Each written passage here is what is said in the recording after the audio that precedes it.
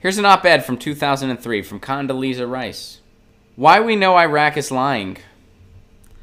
11 weeks after the United Nations Security Council unanimously passed a resolution demanding yet again that Iraq disclose and disarm all its nuclear, chemical, and biological weapons programs, it is appropriate to ask, has Saddam Hussein finally decided to voluntarily disarm? Unfortunately, the answer is a clear and resounding no. There is no mystery to voluntary disarmament. Countries that decide to disarm lead inspectors to weapons and production sites, answer questions before they are asked, state publicly and often the intention to disarm, and urge their citizens to cooperate. Iraq's behavior cannot offer a starker contrast. The declaration fails to account for or explain Iraq's efforts to get uranium from abroad, its manufacture of specific fuel for ballistic missiles it claims not to have, and the gaps previously identified by the United Nations in Iraq's accounting for more than 2 tons of raw materials needed to produce thousands of gallons of anthrax and other biological weapons. Many questions remain about Iraq's nuclear, chemical, and biological weapons programs and arsenal. You know, one of the questions she didn't ask, is it actually there? That's one of the questions that she didn't ask. Many questions remain. Yeah, like, is it there? Is it actually a thing? That's a question. And it is Iraq's obligation to provide answers. It is failing in spectacular fashion by both its action and its inaction. Iraq is proving not that it is a nation bent on disarmament, but that it is a nation with something to hide. It should know that time is running out. And what ended up happening there? First of all, let's take a look at what that was. That was an op-ed piece in the New York Times written by Condoleezza Rice, an insider of the Bush administration. Condoleezza Rice is not a journalist. Condoleezza Rice should not be doing journalism. What do you call it when the government marries the corporate state and when the government marries the media? You call that fascism. That is textbook definition fascism.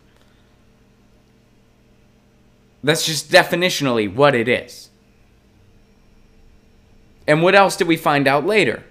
We found out later that the Bush administration was faxing talking points to Fox News and other similar outlets.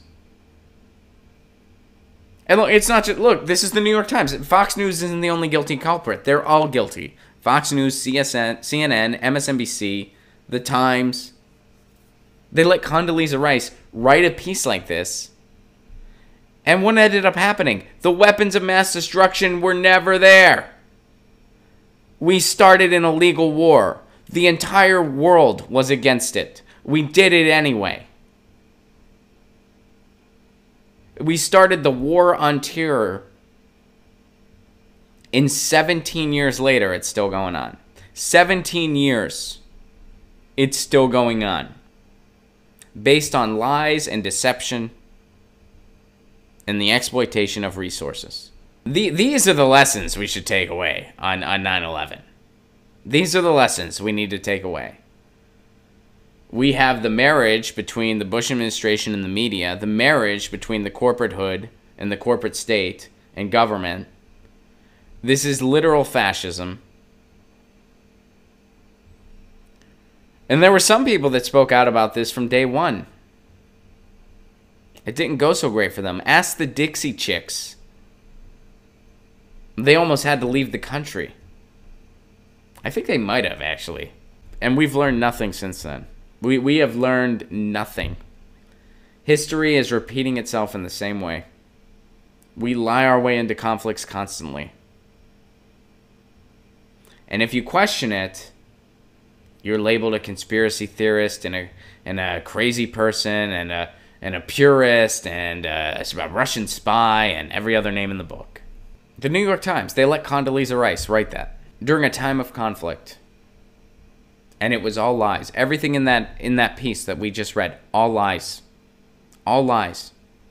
But when you lie on behalf of the status quo, it was just misinformation. It's not propaganda in that case. It's just a journalistic mistake. Thank you for sharing that, Tony. It is an important thing to remember. Although, we have daily reminders, don't we? We really do. Get your news on with Ron. Don't you want to know what's going on? We're getting our news on today. Get your news on with Ron. Don't you wanna know what's going on? We're getting our news on today.